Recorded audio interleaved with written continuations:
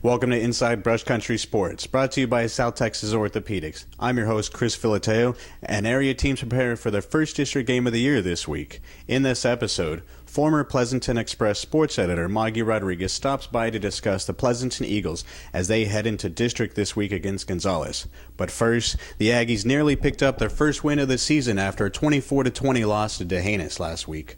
Poteet tallied more total yards than the Cowboys, with Patrick Estrada leading the way in passing for 122 yards and 1 touchdown.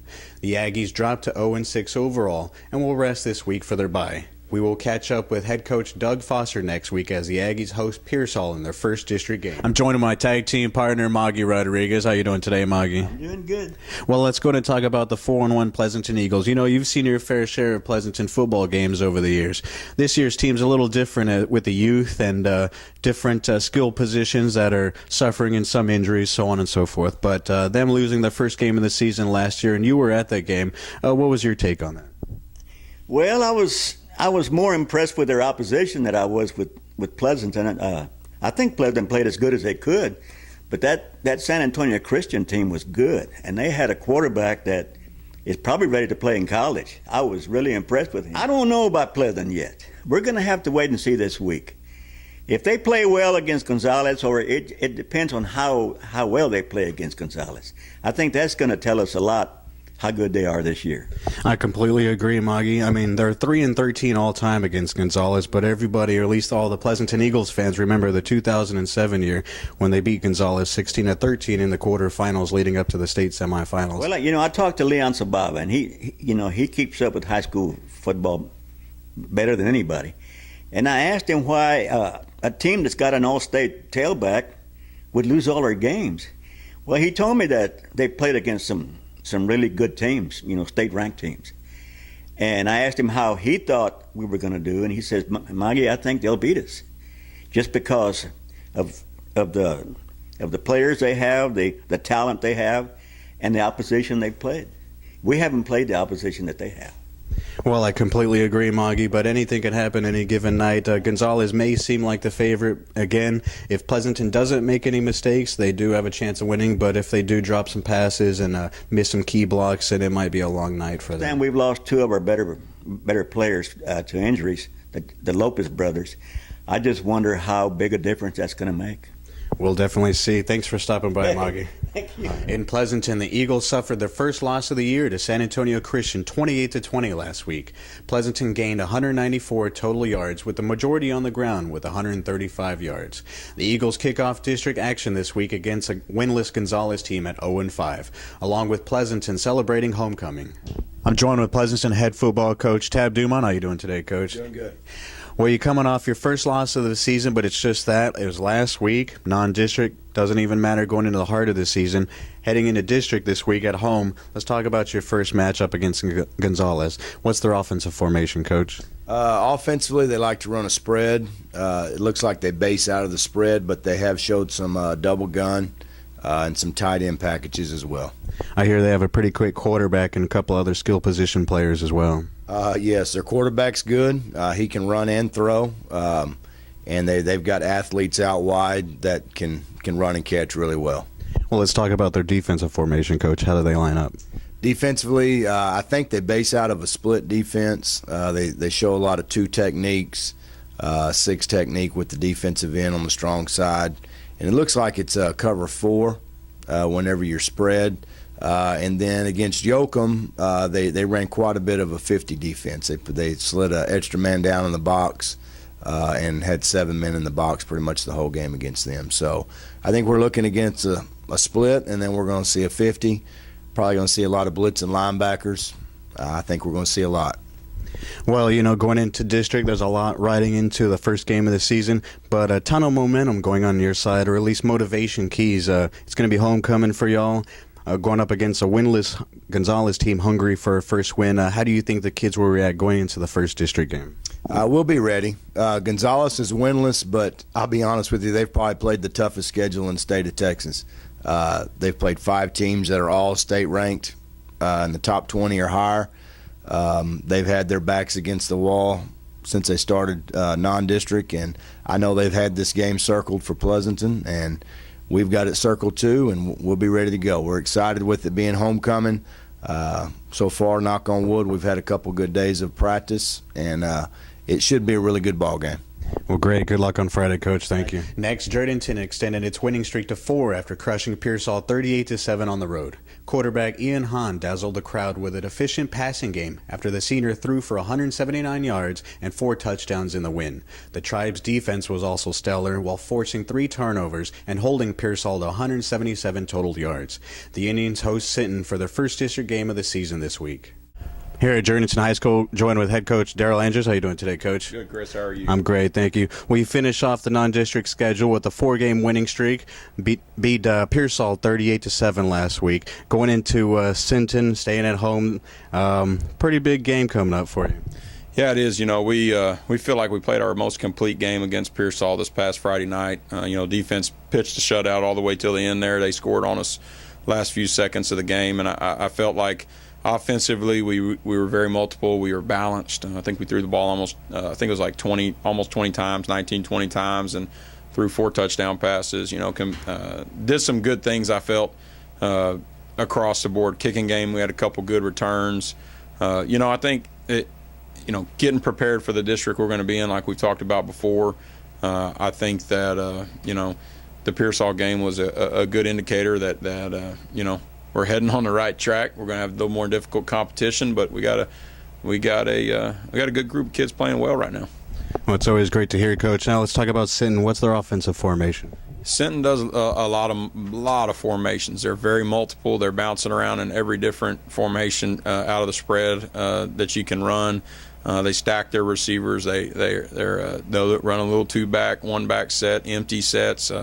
Their quarterback's a 4-year starter who's just a really good football player, and on top of that, they got other good football players. So they got some, weapons, and I think probably most comparable to like Central Catholic as far as really being able to throw it and run it, and like I've told you all year, is we've put some people on schedule, Central Catholic, Grospec, those type of teams to prepare us for the Sinton Pirates, and at the very least, we've seen most of the formations, we've seen the pass routes, we've seen the run plays. It's just going to be lining up and playing solid football. How does Sinton line up defensively, Coach? Defensively, they're a 4-man front. They're an 80 is what we'll call it. They play a little 3-safety, 4-2-5 defense. We're very familiar with. We ran that down at Flower Bluff, and I think they'll probably leave that 8th player in the box against us most likely, but you never know. I mean, they got a good scheme. They play very fast to the football. We're going to have to get our counter going good. We're going to have to keep them honest, keep them at home with some screens and those type of things, but I really feel like if we can minimize our mistakes, force a few turnovers, play sound, solid football, we ought to be there in the fourth quarter, and that's what I really want the kids to focus on, is putting themselves in a position to have a chance to win in the fourth quarter. Well, the Sinton Pirates, they came off a state semifinal appearance last year. Comparable to last year, going into this game, what's going to be the key to set the tone early? I think staying in the game, not letting them come out and have a couple big plays early, staying poised, understanding our kids got to understand it's going to be a 4-quarter process. If they get one on us early, we can't overreact and think we're beat. If we score one on them early, we can't think we beat them. It's going to be a process that goes for 4 quarters. And I think staying even keel, playing physical, tough football the entire game, not getting too high, not getting too low. And then, being there late in the game with a chance to win it. That's, when you play a team like Sinton, you got to do everything you can to stay with them and then compress the game into the fourth quarter and then make it happen. Great. Well, good luck on Friday, Coach. Thank you. Now in Charlotte, the Trojans pummeled Pettis 34-12 on the road after dropping the previous 2 games. Charlotte dominated the running game with 247 total yards, but was plagued by penalties after 4 touchdowns were called back. The Trojans improved to 3-2 overall with the win and traveled to face a familiar foe this week, D'Hanis. The Cowboys defeated Charlotte twice last season, with once in the playoffs, but this year the Trojans are ready to avenge their losses. Joined with Charlotte head coach Jerry Dominguez. How you doing today, Coach? I'm good, thank you. Well, coming off a win last week, 3-2 in non-district, pretty good mark. Wipe the slate clean going into district. Now let's talk about district schedule here. Start off with D'Hanis, try to avenge a couple losses last year. Is this the same D'Hanis team you're going to face from the last couple of years? No, they've lost a couple throughout the last couple of years. I can honestly say that we should be right there, with them. Last year, first ball game here at home was 7-6 at half. We actually scored, make it 14-12, but had that touchdown called back. Playoff time was 22-16 at half, and giving them everything they could handle.